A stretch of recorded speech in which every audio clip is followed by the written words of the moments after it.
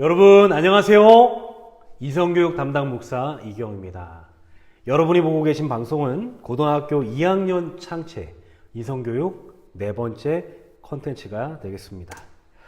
여러분 제가 시작하기 전에 퀴즈 하나 내도록 하겠습니다. 이 퀴즈는 심각한 문제 아니에요. 넌센스 문제니까 여러분 잘 듣고 한번 같이 풀어봐 주시면 감사하겠습니다. 노래를 정말 잘하는 성악가가 있었습니다. 누가 있었다고요? 노래를 잘하는 성악가가 있었어요. 그런데 이 성악가가 열심히 노래를 부르다가 그만 숨이 막혀 죽게 되었습니다. 이 성악가가 숨 막혀 죽은 이유는 무엇 때문일까요? 퀴즈입니다. 여러분 심각한 서스펜스 문제 아닙니다. 넌센스 문제예요. 이유가 무엇일까요? 제가 힌트 드릴까요? 힌트는 악보와 관련되어 있습니다. 악보에 뭐가 없었을까요, 여러분? 네, 악보에 쉼표가 없었기 때문에 이 성악가가 노래를 하다가 죽었다라고 하는 이야기예요. 여러분 죄송합니다. 이 썰렁한 이야기예요. 그러나 여러분 오늘 이 질문 속에 여러분과 함께 다루고자 하는 오늘의 주제가 숨어 있었습니다. 여러분과 오늘 함께 다루고자 하는 주제는 바로 이 쉼표, 쉼에 대해서 함께 생각해 보길 원하는 것입니다. 자, 여러분 악보뿐만이 아니라 우리가 읽는 책의 문장에도 쉼표가 반드시 필요하죠. 쉼표 없는 문장은 숨이 넘어가서 계속해서 읽어낼 수가 없습니다. 쉼표가 없으면 내용이 분명하게 전달되지 않아요. 그래서 쉼표가 없으면 감동의 느낌표도 사라지고 성장의 물음표도 사라지는 것입니다. 여러분 이 문장, 이 표현 되게 멋있지 않았습니까? 정말 좋은 문장은 어떤 문장이에요? 좋은 글이 있고 그 글을 빛나게 하는 느낌표도 있고 또 우리를 성장시키는 물음표도 있고 따옴표도 있고 이 모든 것들이 있어야 하지만 그러나 무엇도 있어야 되는 것입니까? 글 중간중간 쉬어갈 수 있도록 우리를 쉬게 하는 이 쉼표가 있을 때 그 문장은 완벽해지는 것입니다. 여러분 우리의 인생도 마찬가지예요. 목표를 정하고 그 목표를 달성하기 위해 최선의 노력을 다하는 건 너무나도 중요합니다. 그러나 그 노력도 그저 쉼없이 인생의 경주에서 달리기만 한다면 여러분 어떻게 될까요? 이내 지쳐서 더 이상 전진할 수 없게 되는 것입니다. 자, 여러분 다 같이 한번 따라 읽어보도록 할게요. 좋은 문장이에요. 시작! 쉼표가 없으면 따라 읽고 계신가요? 쉼표가 없으면 마침표를 찍게 된다. 여러분 죽도록 일하면 진짜 죽는 것입니다. 목사님이 어릴 때 학교 다닐 때만 해도 그때만 해도 죽도록 공부해도 죽지 않는다라고 하는 학교에 그분이 달려 있었어요. 그런데 여러분 그렇지 않습니다. 정말 뒤돌아보지 않고 앞만 향해 전진하면 큰일 나는 것입니다. 모든 노력이 빛나기 위해서는 적당한 쉼과 휴식이 반드시 필요한 거예요. 여러분 이 사람이 누군지 아세요? 사진 보니까 야 상당히 간지나는 분인데 여러분 혹시 이 사람 누군지 아십니까? 자 힌트 드립니다. 이분은 최초의 자동차 발명가세요. 누구죠? 우리가 잘 아는 헨리 포드 씨입니다. 헨리 포드는 다음과 같은 명언을 남겼어요. 여러분 되게 좋은 문장이니까 혹 마음에 새기고 싶은 친구들은 펜과 종이를 꺼내서 적어 놓으셔도 좋을 것 같습니다. 어떤 문장인지 한번 확인해 보도록 할게요. 사람은 일하기 위해서 이 세상에 태어났다. 모든 사람은 자기가 하고 싶은 일을 할 때 가장 빛난다. 그렇죠? 그러나 일만 알고 휴식을 모르는 사람은 브레이크 없는 자동차와 같이 위험하기 짝이 없다. 여러분 정말 멋있는 표현 아닙니까? 그런데 여러분 이 문장을 보고 그래 이제 우리 쉬면 되겠다라고만 생각하시면 안 돼요. 그 다음에 어떤 문장도 있기 때문입니까? 그러나 쉴 줄만 알고 일할 줄 모르는 사람은 모터 없는 자동차와 마찬가지로 아무 쓸모가 없다. 여러분 일과 쉼의 균형에 관한 명언이었습니다. 우리 모두가 일과 쉼에 있어 균형진 사람이 되었으면 좋겠어요. 우리는 이루어야 할 분명한 목표가 있습니다. 그렇죠? 우리는 공부하는 학생들이에요. 학생은 분명한 목표를 달성하기 위해 열과 성을 다해 노력해야 합니다. 그러나 우리들의 노력만큼이나 이 노력이 좋은 결과를 맺고 지속되게 하기 위해서는 적절한 휴식과 쉼도 의무임을 여러분 잊지 않으셨으면 좋겠어요. 오늘 목사님이 이와 같은 쉼의 주제를 수업의 타이틀로 정한 이유가 있습니다. 여러분, 코로나19 사태 속에서 가장 큰 피해를 입고 있는 집단이 누굴까 생각해 봤더니 우리 자영업을 하시는 우리 어른들도 물론 피해가 크시지만 가장 큰 피해자들은 우리 학생들이 아닐까 생각합니다. 얼마 전 등교 계약 연기 소식으로 여러분 기분이 좋은 게 아니라 여러분 기분이 어떠셨어요? 답답해지셨죠? 우리가 계약을 안 한다고 해서 공부를 안 하는 것도 아니고 오히려 친구들과 함께 모여 서로 에너지를 공유하며 시너지를 내야 할 텐데 그러지 못한 이 등교 연기 소식은 우리의 모든 마음을 답답하게 했습니다.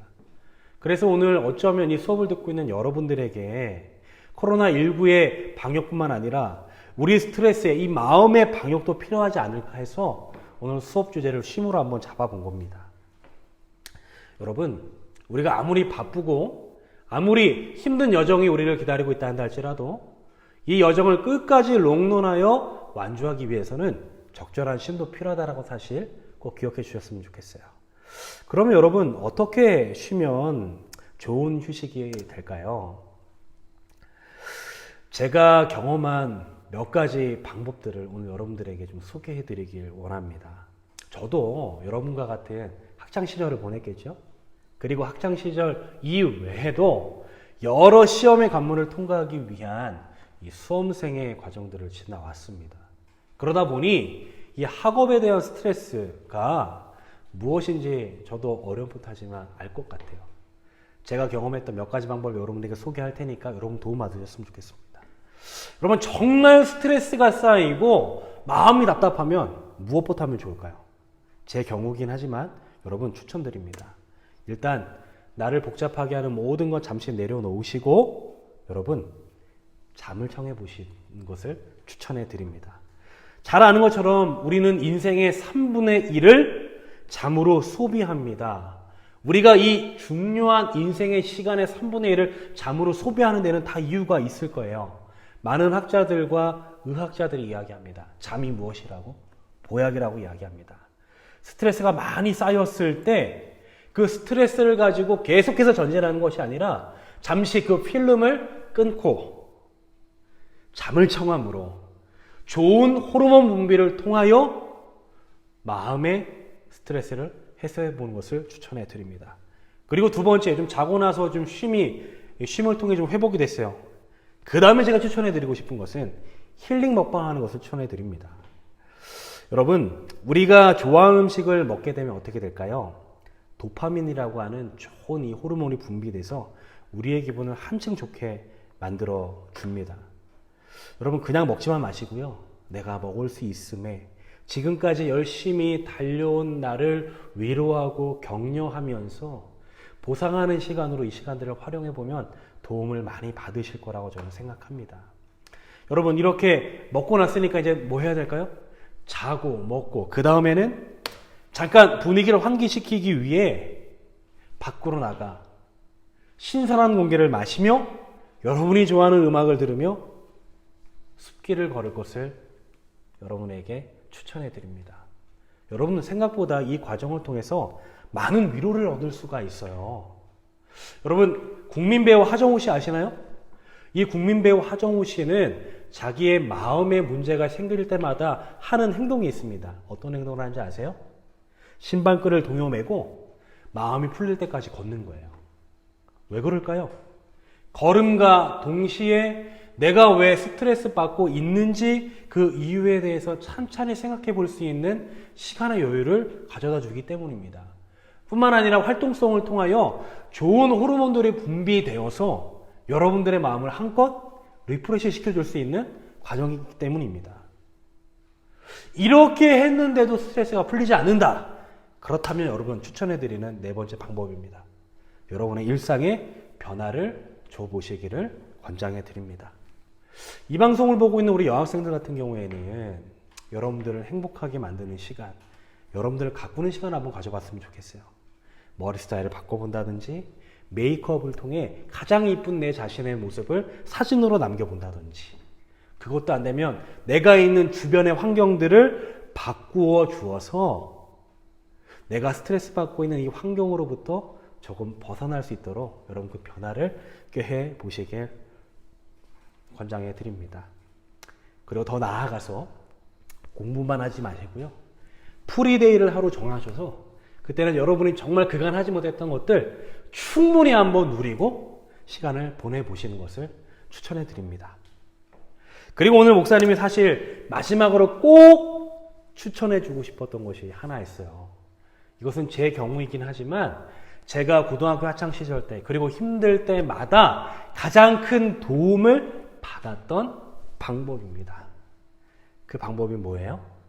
여기에 기록된 대로 묵상하고 기도하는 것입니다. 왜 사람에게 묵상하는 시간과 기도하는 시간이 필요할까요? 여러분, 이 묵상과 기도의 시간은 돌아온 내 시간들을 되돌아보며 내 자신을 위로하고 격려하는 시간입니다.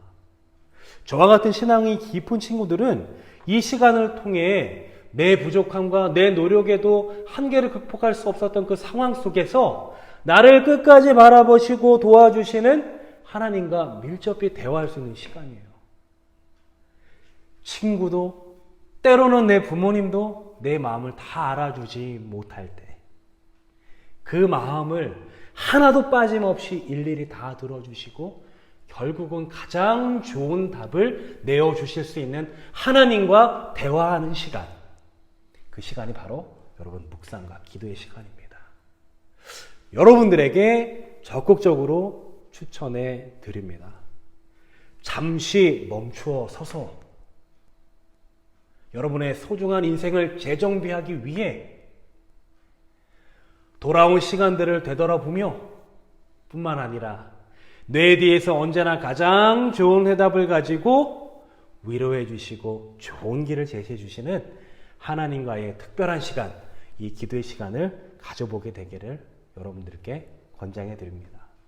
여러분, 성경에는 참 아름다운 성경 구절이 있어요. 어떤 구절인지 한번 제가 읽어봐 드리도록 할게요. 수고하고 무거운 짐진 자들아 다 내게로 오라. 내가 너를 쉬게 하리라. 여러분, 진정한 위로와 진정한 기쁨이 필요하신가요? 누군가에게 내 마음을 다 토로하여 위로받고 용기 얻고 다시 출발선 위에 당당히 서고 싶으십니까? 그렇다면 모든 인생의 짐을 받아주시고 그 짐을 대신 짊어주시는 하나님 앞에 나와 함께 기도하는 시간을 가져보게 되기를 추천해 드립니다. 그 경험 속에 지금껏 여러분이 경험하지 못했던 최고의 만족과 기쁨을 경험하실 수 있을 것입니다. 오늘 제가 준비한 수업 여기서 마치도록 하겠습니다. 다음 주 현장에서 뵙도록 해요. 안녕.